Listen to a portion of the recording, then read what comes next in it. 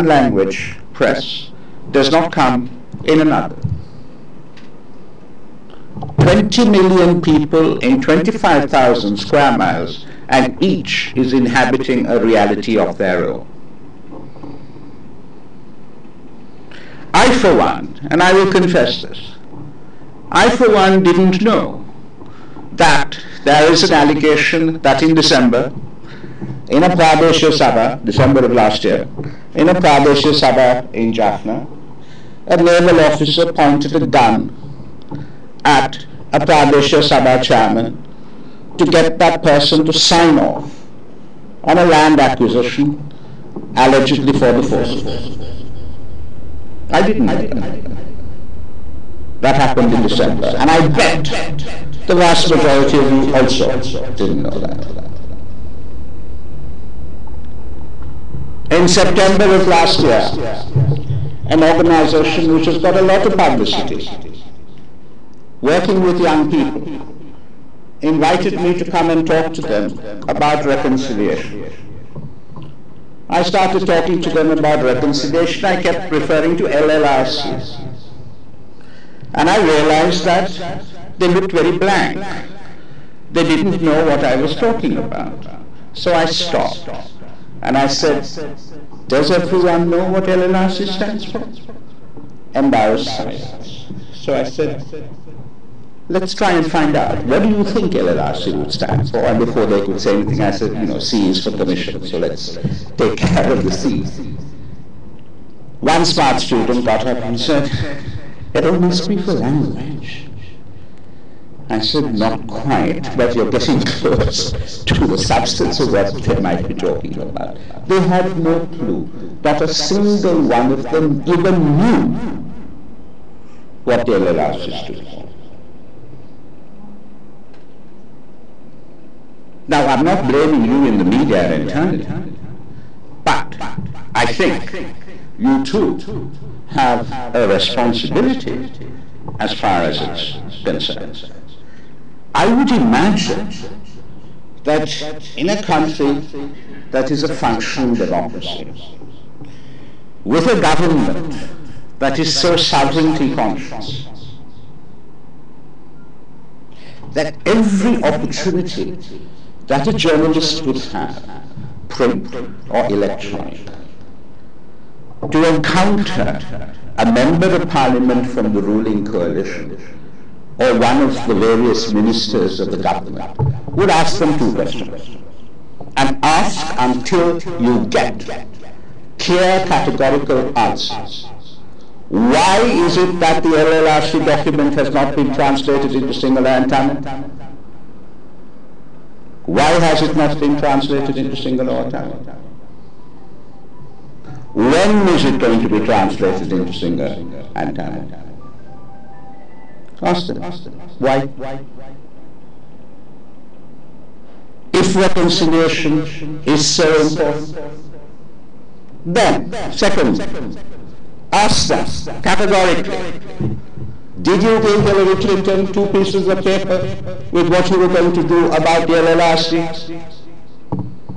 How come you go all the way to Washington and give it to Hillary Clinton, and she turns around and says, you must tell your people about this? How come we didn't get to see it first? How come, I think at children's parties, now not when I was a child, but now at children's parties you get loot bags where you're given little presents to take away. All children who come to the party get a present to take away. At Geneva, apparently, international delegates were given a loot bag. And what was inside it? The National Human Rights Action Plan. Have you seen it? I bet you haven't. I bet you haven't seen it. I suspect that some of you may never have heard of it, to be perfectly frank. Why aren't you asking them these questions? They turn around and tell us, human rights? Human rights is only an interest to NGOs because you'll get money to go to Geneva and wherever. It's a few TNA politicians. The rest of the country are not concerned about human rights. When women in Jaffna, Mana, Patikalo, Valmi, went before the LLRC and talked about what happened to them and in the last days of the war.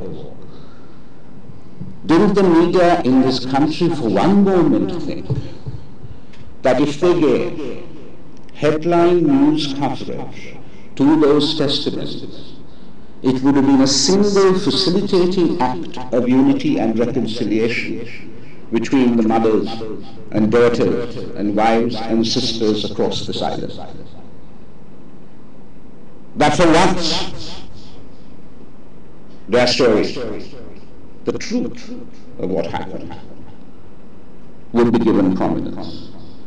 And that, out of that horror, that tragedy, a unity could have been born. A unity of terrible circumstances. But nevertheless, it would have brought together people across ethnic lines, across regional and district boundaries. No. But when Gothaliya Rajapaksa, when Douglas Devananda, and a whole lot of people went and said the same thing that they've been saying over and over and over again, front page headline news. Who is important in this country for the media? Who sets the agenda? Some time ago, well, not that long ago, but 2 months ago, I was interviewed about human rights. And the interviewer asked me about the Darusman report. This is someone from a mainstream newspaper. I said, I beg your pardon, Darusman report? Why are you referring to the Darusman report? I know of an expert panel report set up by the Secretary General of the United Nations to report on allegations of war crimes in Sri Lanka. Yes, it was headed by Masuki Darusman. But it was an advisory panel of experts report to the Secretary General. Why are you calling it Darusman? Who calls it Darusman? The only people who call it Darusman are the government of Sri Lanka. So you, as an independent newspaper, media organ, you also take your cue from the government of Sri Lanka. So are you media or are you propaganda? Which one? And there's a big difference between the two. Now this might happen accidentally, sometimes it happens deliberately, but I appeal to you that it should not happen at all. The fundamental dynamic in a democracy is that people can make informed and educated choices. In order to choose, they know what they're choosing between. Information is absolutely pivotal and fundamental to that. Without that, you can't do anything. Otherwise, you're going to be deciding on whether someone has a nice face or a nice voice or something like that. That is not what democracy is about. Democracy carries with it an emphasis on rights, but commensurate duties and responsibilities for the institutions that ensure that it will always be alive and ticking. Democracies can't go to sleep. Democracies can't present public to be fed on stale news or on propaganda.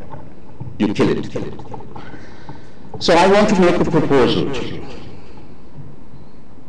As most of you know, in October-November 2012, there is the Universal Periodic Review of Sri Lanka in the Human Rights Council.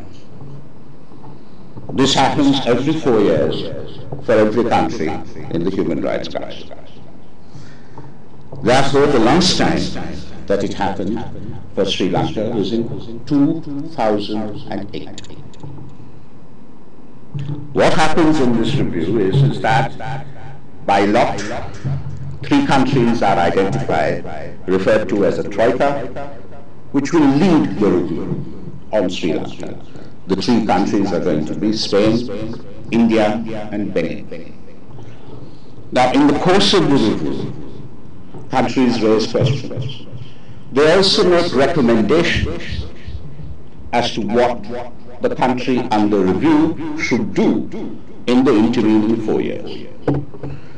But very importantly, the country under review makes voluntary commitments as to what it will do in the intervening 4 years.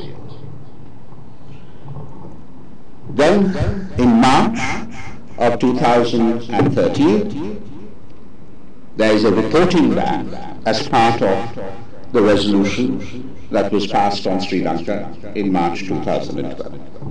Now, my specific appeal to you is this. Electronic and print media, why don't you take the commitments made by the government of Sri Lanka voluntarily in 2008 and run stories on as to what has happened in terms of fulfilling those commitments, and if those commitments have not been fulfilled, as to why. You can do it in your newspapers, you can do it in your 5-minute programs after the news on electronic media, you can do it on the airwaves. Let the country know what in 2008 the government of Sri Lanka promised in an international forum it would do in respect of human rights, and 4 years later as to what has happened with regard to those pledges. And I say, take the voluntary pledges first, because that's what the government of Sri Lanka said on its own accord it would do.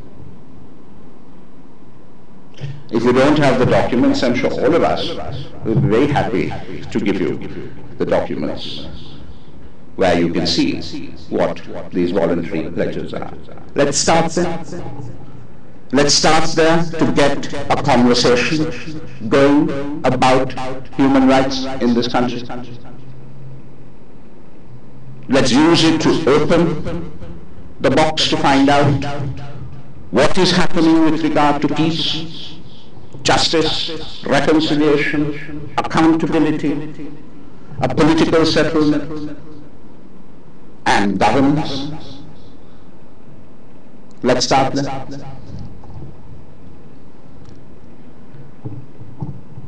So please, let's resolve not just to watch what is passing in this country for governance and government. It is like as if we go every 5 years, instead of casting a vote, buy a ticket to the theatre of the absurd and sit in the audience and see this happening on stage.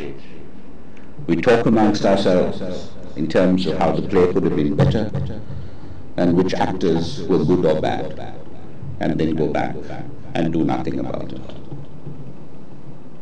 In a democracy, there is no audience. Everyone is a player. And high time the media realize that. Thank you.